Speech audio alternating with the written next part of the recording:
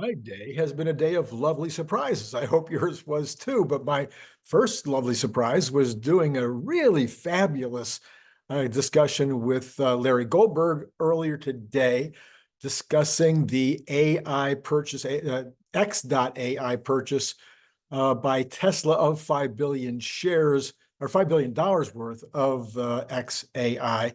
You don't want to miss that one. I'll put a little note at the end, a little card at the end, so you can check that one out.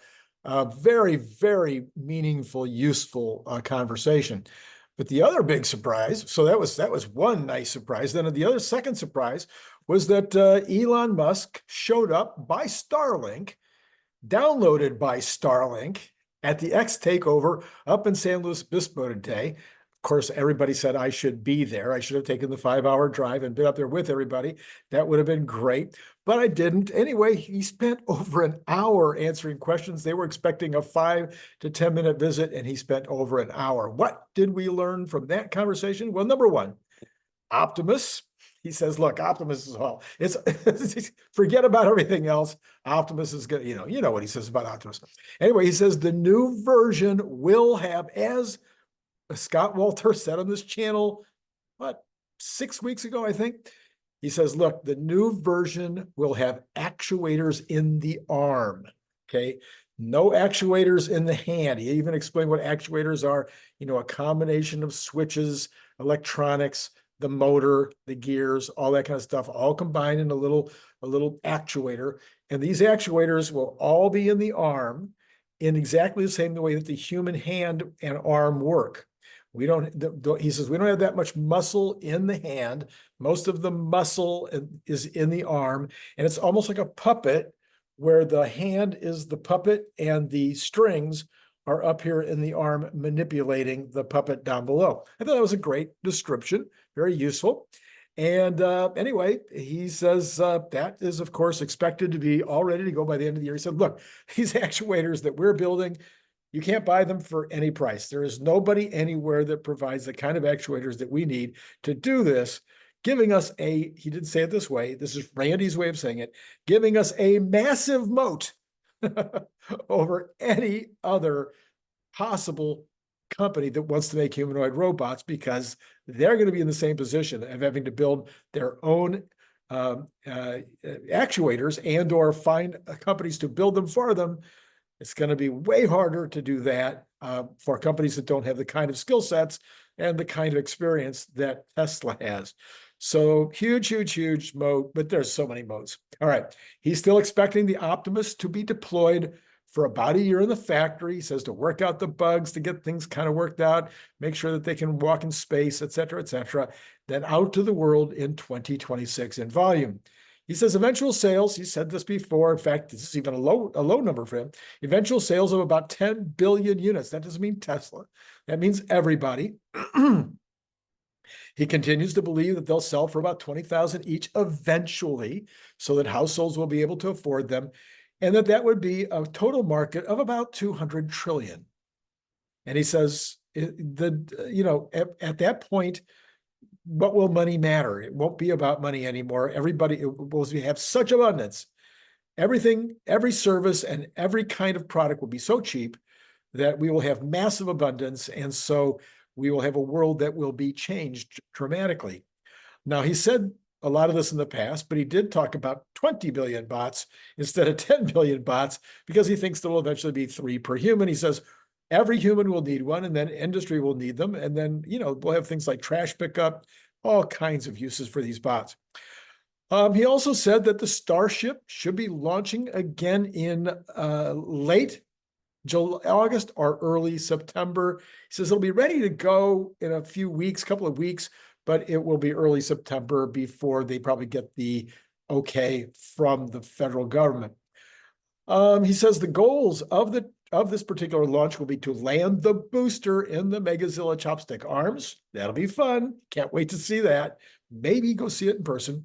Number 2, not to lose tiles like they did last time. And number 3, to have the Starship hit its mark in the faux landing over water. Last time it was off by about 6 miles. Can't be off by 6 miles. Can't be off by 6 feet. Can't be probably off by 6 inches. Need to hit it on the nose.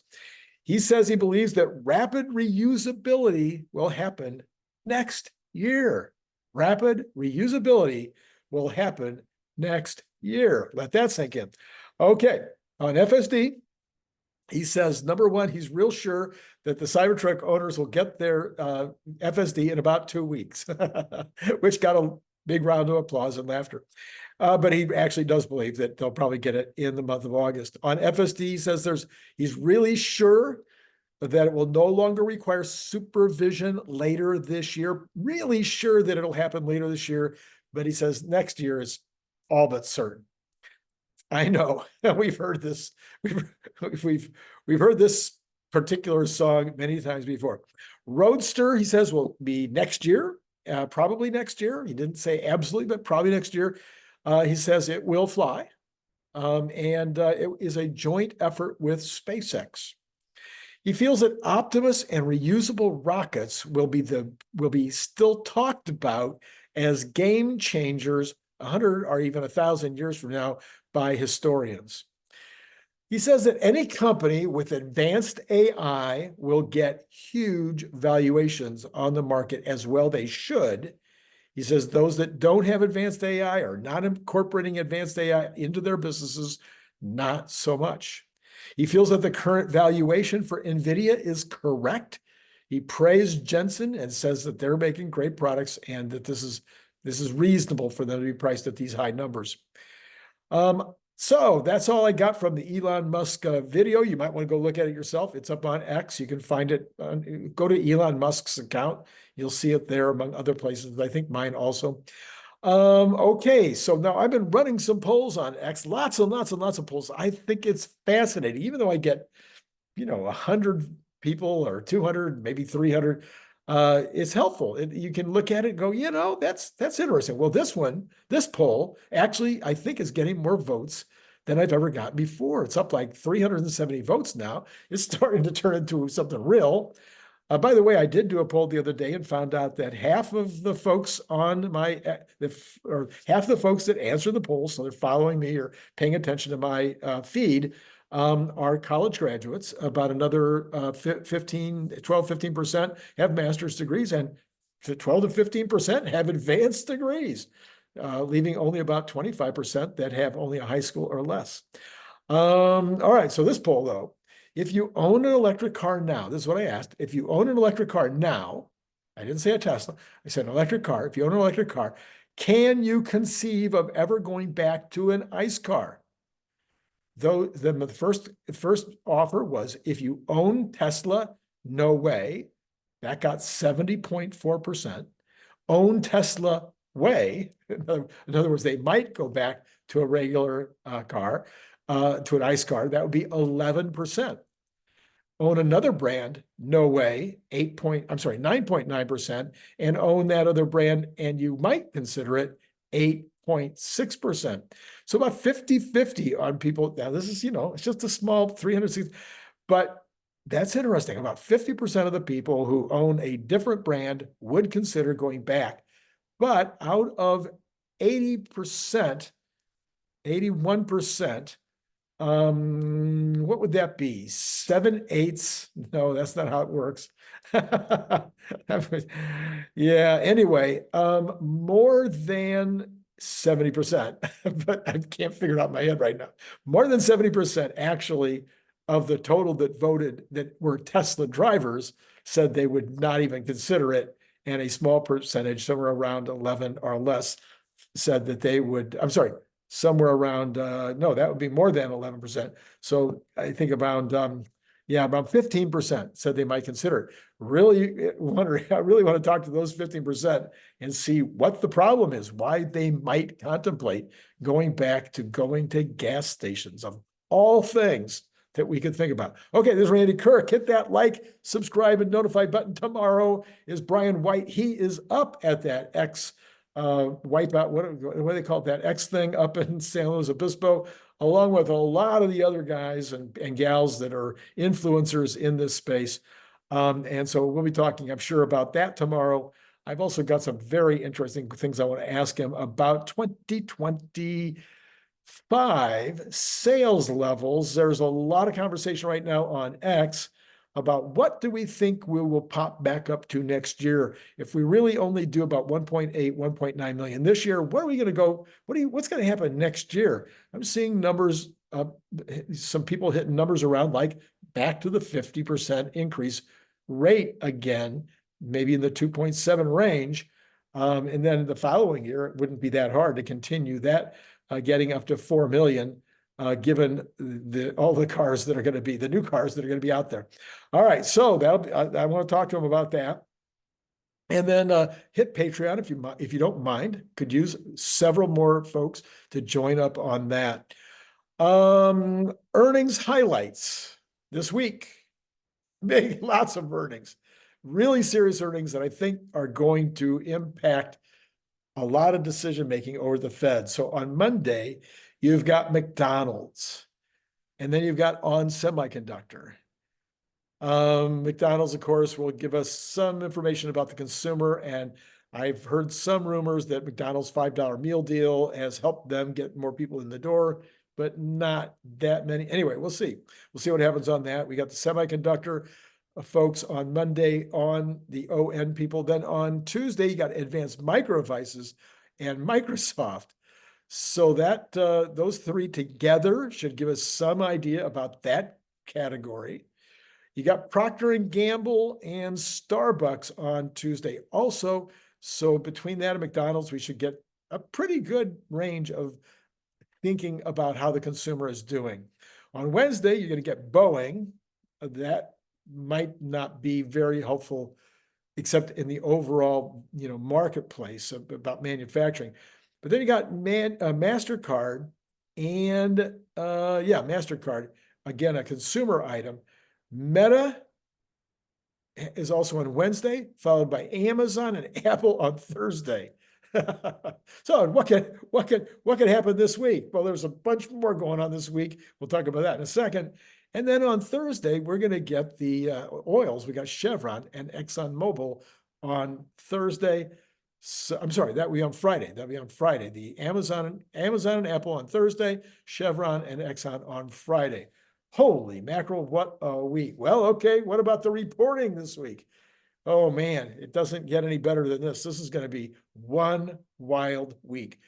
Nothing on Monday. So we get a little breather, a little relaxation. Starting on Tuesday, we get the Case-Shiller Home Price Index. It was up 7.2% for the year last month. No estimate right here on this one. I'm going to say it's still going to be up in the sixes, probably maybe close to the sevens, but maybe maybe a tad softer, but not much. Consumer confidence number last month was slightly over 100, which was good, which is a good thing. The folks that are estimating what they think is going to happen, they got it at 99.5. Why? Because they saw other consumer confidence numbers coming down. So they're, I'm sure, expecting it to come down as well. And then the same morning, we get job openings. Last month it was 8.1 million, been coming down from, I think it was 11 million. They're only expecting it to drop another teeny tiny bit to 8 million. I have no reason to question their estimate. Maybe not. We'll see. That would be something that would help the Fed if it would drop a lot more than 100,000. Wednesday, we've got ADP employment numbers. Last month, 150,000 increase. This month, ADP is saying, the folks are guessing 168,000, slightly more. But then we have the employment cost index, which will come out of that same report. Last month, it was up 1.2%. They're thinking it might be 1%. That would be okay with the Fed. The Fed would like that. Chicago Business Barometer, the Purchasing Managers Index for the Chicago area, last month was 47.4, under that 50 number that it needs to be for even. They're thinking it's going to drop to 44. That's a big drop. Then we've got pending home sales, which last month was down 2.1%. This month, they're thinking it might pop back up, which you might think is a reasonable idea, except for the fact that other home sale information that we just received over the last week or so indicated sales are lousy right now. So why would pending home sales be ticking up? I have no reason to think that's going to happen. At 2 o'clock on Wednesday, so we'll be reporting that Wednesday night with hopefully with Lutz with Jeff Lutz. We should have the FOMC interest rate decision, and then a half an hour later, we'll have Fed Chair Powell's press conference where he will talk about what everybody's expecting him to talk about. Everybody's thinking that he's going to tee up. He's tee up. That's what they're saying. Everybody's using the same words. He's going to tee up the decrease in September just about 6 weeks hence. And so will he tee it up? Will he continue to be slightly hawkish to keep people, kind of on the edge of their seat? Will they in fact drop the rate at this meeting by a quarter, as multiple headlines from different press organizations are suggesting that this would be a good thing to do? Thursday, we will now have the initial jobless claims staying in the same range. Last week, 235. Folks are saying it'll be 233. Who knows? Could be 250, could be 220. But it has been, of course, in this range for a long, long time. Here's one of my favorite numbers. I'm going to be very interested to see what people say about this. If this number comes true, U.S. productivity last month was only at 0.2%, which, as you may remember, shocked the heck out of me, because all of this AI and everything should be having at least some impact. Not only that, I was expecting the normalization of the economy to have more effect, which it did in the third and fourth quarter of last year, but did not in the first quarter. Well, now we're looking at the second quarter, and productivity is supposed to come in. They say it's going to come in at 1.7%. That would be a really decent number, not a great number, but a decent number. And that would be helpful to the Fed. That would be something that would help to potentially reduce costs. Then we have the S&P U.S. Manufacturing PMI last month at 51.6. No guess from the folks this month. Then we've got the ISM manufacturing numbers last month at 48.5. They're thinking it'll actually tick up to 48.8. Don't know why. Nothing else is indicating manufacturing ticking up, but we'll see. Construction spending last month down 1.1. They're thinking it might be up 0.2. Not much of a change really there, kind of in the margins. But again, we don't know what the truth is. We just know what they're projecting. Okay, then Friday. This is the big one. This is the thing I believe will be very determinative of what the Fed does in September. Now, we've got another CPI, PPI, and another jobs report before September's meeting. So things could change all around again between now and September. But the job numbers that they're projecting here, last month was 206. That will be revised down, probably to 130. I'm not playing. It's going to be revised down. I mean, I don't know if it will be or not, but that's the trend. That would be a great guess that it would be revised down to like 130 to 150,000. And then this month's number at 190,000 is what they're suggesting it might come in at. Now, if it comes in at 190,000 and they also drop the number from the previous 2 months, which is very, very likely, that might mean that this next number becomes incorrect. So the projection here is that the 4.1% unemployment rate will stick at 4.1% this month. And I'm saying that if it sticks at 4.1 or goes back down to 4.0, we might not get that Fed rate cut after all. They may, or they may wait for another month of information before they make their final decision. So who knows? I can't tell you how it's going to go, but I can tell you if it goes the other way, if it goes to 4.2 and they knew about it on Wednesday, we might have already had the cut by the time you're watching this. If it goes to 4.3, no question about it. So what we've seen is, of course, a very big divergence between the home survey number, which counts one person per job, even if they've got three. If you got 2 or 3 jobs, you've still got one person employed. That's the survey number. And then you've got the business information that they get in from the different unemployment offices around the country. And these unemployment offices, it's been completely divergent. The two numbers are not even coincidental right now. So we'll see what happens between the unemployment report and the unemployment rate. Super interesting to see what happens this week. They're saying that the hourly wages, which were up 0.3% last month, will still be up another 0.3% this month. That would not be good for the Fed. That would definitely have the Fed thinking a little harder about whether they should do that rate increase. I'm sorry, rate decrease. Hourly wages year over year, 3.9% last month. They're suggesting be 3.7. Again, way too high. Fed would like to have it under 3. And that is not anywhere close to under 3 in either the month over month or the year over year. And then finally, that same morning, on Friday morning, we get the factory orders, which last month were down 0.5. And this month, they're thinking will be down 3.1. So how does factory orders being down 3.1%? That's huge. And all the other factory information that we've been getting suggesting that factory orders are down and that the order books are not full. How did that end up with industrial production going up? I don't know what to tell you. I can't, I'm just having a hard time with all that. But let's go ahead here and we are going to get to see what all the market is responding to all of this. Let's start. Well, though we don't have Tesla information right now, Randy. Let's go right over here to the bond market. No, let's skip the bond market because if we do the bond market last, we will get the we'll get all of them, not just the 10-year. So we'll start with oil. Oil actually up a teeny tiny bit, 11 cents to 77.27 though. So way under 80 on Texas Intermediate.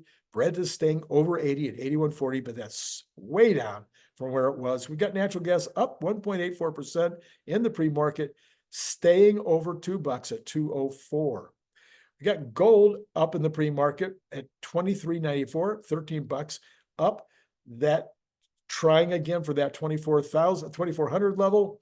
Certainly going that direction. Silver was down earlier. Now it is up in the pre-market 75.75% at 28.23, but under that $30 kind of break level. You've got copper up teeny tiny bit, 0.07% at $4 and 13, almost 13 cents. The dollar is going the opposite way it did all last week. It is going up against the yen and down against the euro. But a lot of the international, well, at least these three sets of currencies, a lot of back and forth, a lot of flipping around. We have got the Bitcoin down just 135 today at 68,119. It had been down a lot further, so it is bouncing back.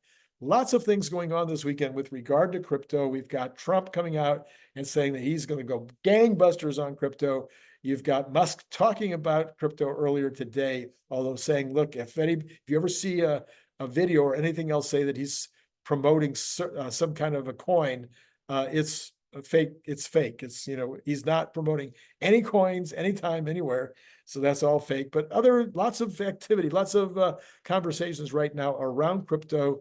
I really guess at some point, I don't have time right now, but maybe in the next month or so, I'm going to have to actually start digging in and figuring out, see if I can understand crypto in a way, I don't want to, but I probably will. All right, we've got on the equities, we got the Dow, the pre-market here, the Dow up 103 or 0.25%. Remember, there's a lot of activity going on in Israel again. Hezbollah just sent over some rockets, which killed 12 Druid children in Israel.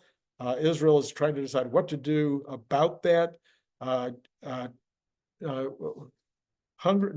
Turkey, I think it's Turkey, right? That's that dictator guy, said, hey, if you guys, he's saber rattling towards Israel. It's I can't keep it all straight. Okay, we got this. So Dow 102 or 0.25%, S&P up 14.25 or 0.26%, very close, very similar percent. But the NASDAQ up even more, $70.75 or 0.37%. So the NASDAQ doing quite well in the Sunday pre-market. Let's go back to those bonds. And what we got on the bonds is we've got the 10-year. Oh man, we got the Everything just went away. We have got the 10-year unchanged, actually, at this exact moment. The 2-year basically unchanged, up only 0.2%, and the 2-month actually unchanged. So not a lot of activity there. The 10-year, that puts it at 4.2. That's a good number. I like that number. The 2-year at 4.389. So that's almost exactly 19 basis points, which is more. Well, yeah, so we've been in a range now. We've got from maybe 23 to about 12. We've had this range now, and it's right in the middle of that range. So what will happen with Tesla tomorrow morning? No real significant news, but I do think there's a good chance that we'll start to see FOMO. Will it start 6 weeks out? Or will we need to get a little closer before the FOMO starts? Don't know. But at some point, given the quality of the rides people are getting with 12.5, that information is readily available to anybody that wants it. And I think it will start to impact the stock price. What do you think? Let me know in the comments below. But in the meantime, you can also, while you're thinking, going down lower on the page on your computer or phone, go on down there and hit the description. There's something in there, I don't know, something about Patreon. And, you can sign up for, I don't know, $3 a month, $5 a month, $10 a month, and help support the channel. That'd be great. Been great talking to you.